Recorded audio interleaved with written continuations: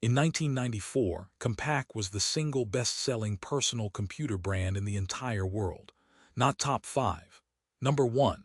8 years after its founding, it had outrun IBM, outrun Apple, and outrun every competitor that had tried to copy what it built.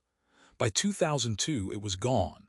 Not bankrupt, not restructured, just gone, absorbed, erased.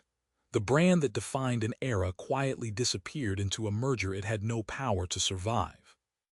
This is how you build the most dominant PC company on Earth and then destroy it in under a decade. It takes vision, it takes arrogance, and it takes one extraordinarily bad $25 billion decision. The year is 1982. Rod Canyon, Jim Harris, and Bill Murdo are engineers at Texas Instruments. They have an idea. They sketch it on a placemat at a Houston diner, a portable, IBM-compatible personal computer. IBM had released its PC in 1981 and was already dominating the nascent market. But IBM had made one critical mistake. It built its machine on open, third-party components. That meant anyone who could reverse engineer the BIOS software could make a compatible machine. Legally, Canyon and his team did exactly that. Compaq's first product, released in 1982, was a 28-pound luggable computer, and the word luggable was doing serious heavy lifting there. It was not elegant, it worked. In its first full year of operations, Compaq recorded $111 million in revenue. At the time, it was the fastest a company had ever reached that milestone in American business history. Investors noticed. The board noticed. Everyone noticed. Through the mid-1980s, Compaq did something IBM couldn't seem to manage. It moved fast. When Intel released a new chip, Compaq was often first to market with a machine built around it. In 1986, Compaq beat IBM to the 386 processor by months. IBM, the company that invented the format Compaq was exploiting. By 1989, Compaq had crossed $3 billion in annual revenue. It had expanded aggressively into Europe, where it became the market leader. It was selling through a vast network of authorized dealers, a distribution model that felt unshakable. Then came 1991, and a crisis that nearly finished Compaq before it ever reached its peak. A recession hit, consumer spending dropped, and a new category of competitor had arrived, the clone makers.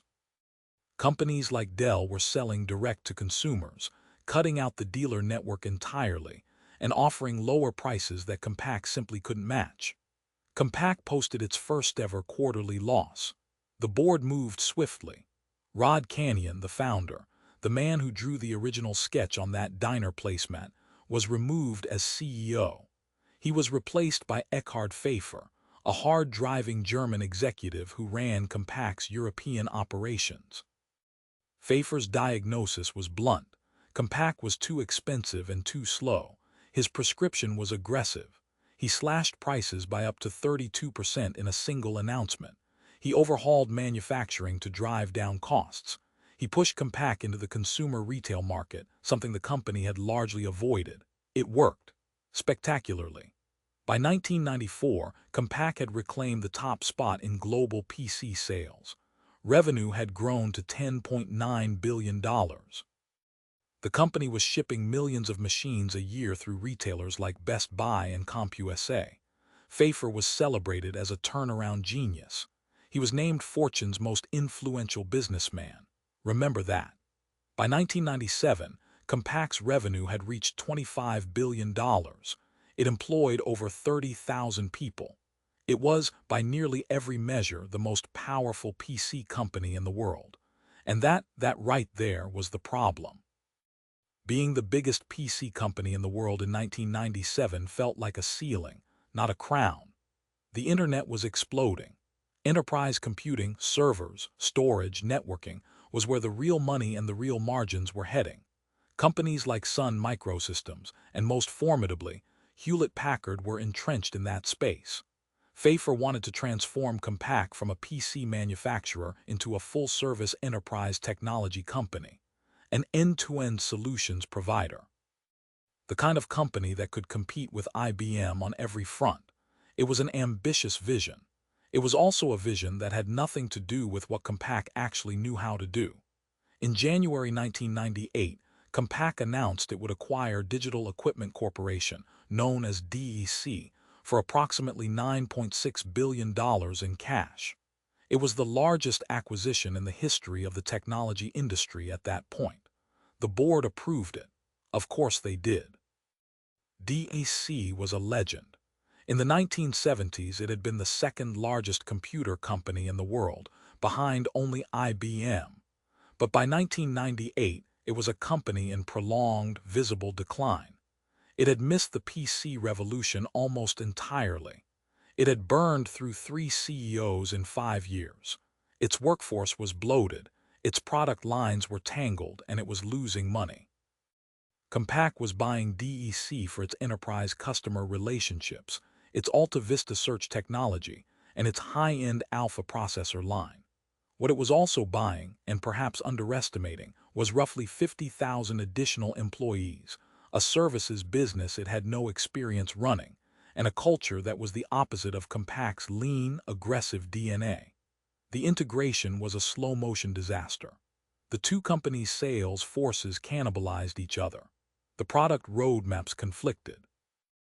DEC's vaunted enterprise sales relationships didn't transfer cleanly to a company those customers saw as a consumer PC maker. Compaq had bought a reputation it couldn't inherit. Meanwhile, back in the PC market, the core business Compaq had neglected to protect, Dell was accelerating. Dell's direct sales model meant lower costs, faster inventory turns, and prices Compaq couldn't profitably match while also absorbing the DEC integration costs. In 1999, Dell overtook Compaq in U.S. PC market share for the first time. In April 1999, Eckhard Pfeiffer, the turnaround genius, the Fortune cover subject, was fired by the board. Compaq had missed its earnings targets. The DEC integration had consumed management attention and capital. The stock had dropped by roughly 50% from its peak. The board decided someone else should hold the wreckage. His replacement was Michael Capellas, a capable operator who spent the next 2 years trying to stabilize a company now fighting on 3 fronts simultaneously.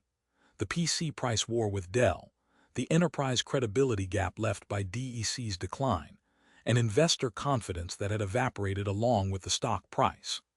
By 2001, Compaq's annual revenue had fallen to approximately $33 billion, down from a peak exceeding $42 billion.